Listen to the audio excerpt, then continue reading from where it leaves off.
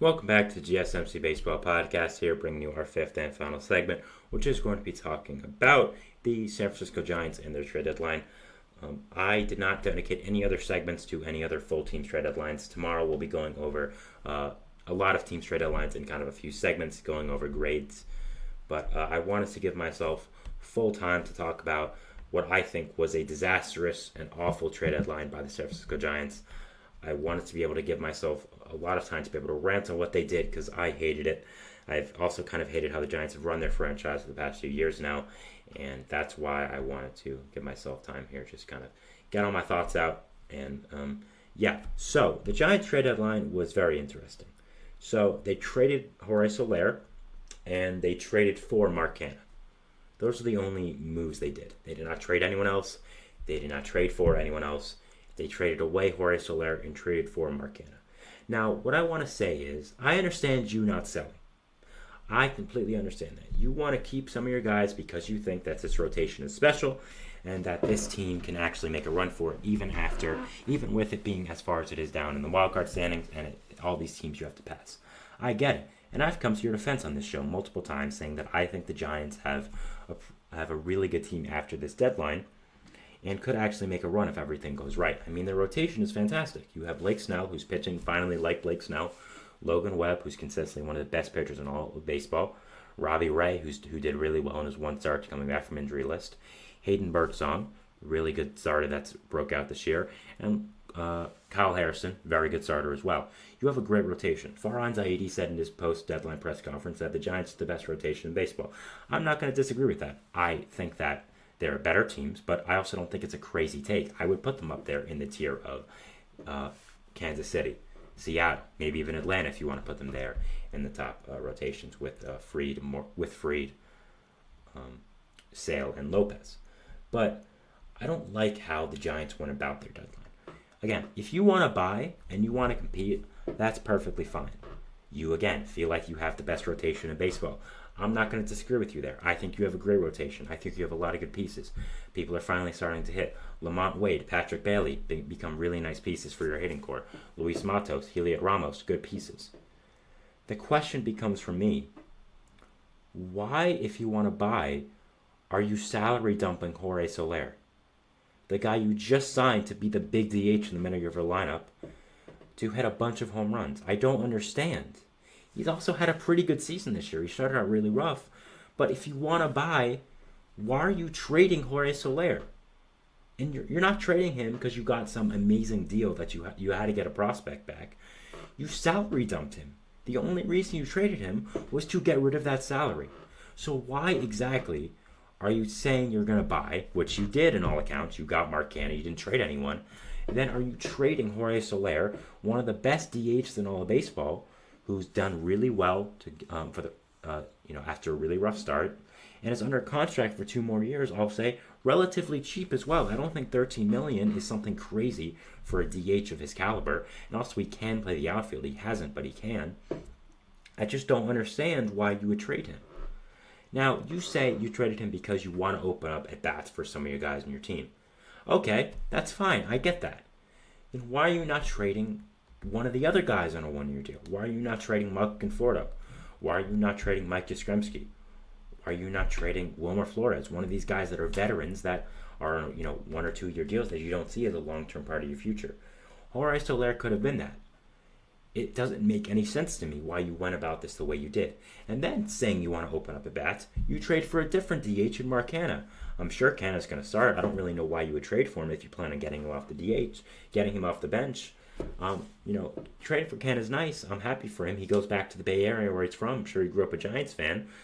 But I just don't understand why the Giants are doing this. And I also want to say, as much as I am fine with them buying, and as much as I think it's okay, if you're going to sell at the deadline, this was the year. Imagine if the Giants were shopping Blake Snell. The Blue Jays got back 3 very good prospects for Yusei Kikuchi, who has an ERA of almost 5 and has 1 year left in his contract. Blake Snell just won the Cy Young and is coming off a 15 strikeout performance. Imagine if you shopped him at the deadline. Imagine the prospect capital that you could get back. I'm not saying that you should trade Blake Snell, but the fact that you're going in of both these camps where you're selling, trading off Soler, and then buying, getting Mark Canha, it doesn't make a lot of sense to me. I don't understand why you wouldn't at least go over the possibility. John Heyman said on Bleacher Report today that 6 teams called to trade for Blake Snell. I watched that right before I went on live to get some information about the trade deadline. He said the Rangers, Cubs, Yankees, Phillies, Dodgers, and 2 other teams, Padres, 1 other team called for Blake Snell. So because of that, I just don't understand why you wouldn't at least listen to trade inquiries on him. You also traded a different one of your starting pitchers in Alex Cobb. I understand Cobb. You have 5 other good starting pitchers, but the fact is, if someone gets hurt, who are you going to have as your starting? Who are you going to have as the next guy up? You may want to go to a 6-man rotation as well because of Snell, the injury risk that he's had this year. Robbie Ray just coming off the injured list. It just doesn't make a lot of sense to me why you're not listening to trade inquiries on a guy like Blake Snell when you traded away Soler and traded away Alex Cobb. I just don't understand why the Giants consistently throughout these past years have gone in and out. The Giants, to me, have been stuck in mediocrity for a long time, and they didn't change that with this trade deadline. They didn't. They continue to be stuck in mediocrity, not fully buying, not fully selling. If you want to fully buy, please do that. Don't trade Soler. Go trade for Canha. That's a fine addition. Get another bullpen arm. Get another big-time bat. That's fine. But you can't just go half and half saying you're buying and then you just get Mark Canha and trading away your starting DH and then trading away one of your big depth starters in Alex Cobb, who's been one of the best starters in all of baseball when healthy. And if you're selling, imagine what you could have gotten. You could have sold off Michael Conforto. You could have sold off, Mike Yastrzemski, Matt Chapman, Blake Snell, Robbie Ray, maybe even Camilo Duvall if you want to get crazy. You could have gone franchise-changing prospect hauls, and you just didn't. So I don't understand why the Giants went half and half in both these camps. I feel like that's been their problem for so many years. I hate how mediocre they've been. I hate how they keep going in, trying to get the best of 2 worlds, quote unquote. No, I hate when teams don't commit to a path. Giants either have to be full-time contenders or full-time sellers, and going kind of half and half in that regard for this deadline especially makes no sense to me. Look at what the Marlins did. The Marlins went full-out selling, which they should have done, and they did, and they got some franchise-changing prospect hauls. Like Robbie Snelling, Adam Mazur. They got De Los Santos from the Diamondbacks as well. Norby Stowers. I don't understand why the Giants didn't at least look into that and why they're continuing with this mediocre approach of going half and half in both the buying camps and the selling camps. It doesn't make a lot of sense to me. I have hated the job Farhan Zaidi's done there for a little while now, and I just don't like what they've done. So, if you disagree with me, please let me know in the comments.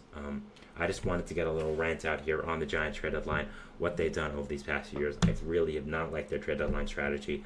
I've not liked the strategy they've done with their team. And again, something I'm just remembering I didn't mention, you just signed Soler. Why are you trading him if you're trying to compete? It just doesn't make a lot of sense to me. Sorry. You'll see what grade they get in my trade deadline letter grades tomorrow. So yeah. But I want to thank you guys so much for watching the show today. Remember to like, subscribe, and the notification bell to not only get notified when I upload, when all the other great content creators on this channel do. Make sure to follow us on Facebook, Twitter, TikTok, and Instagram for more content and updates. I'm your host, Sam Medzi. Thank you so much for watching. We'll see you at Baseball Throw Does tomorrow, and we'll see you then. So thank you so much for watching again. Thanks, guys, and bye.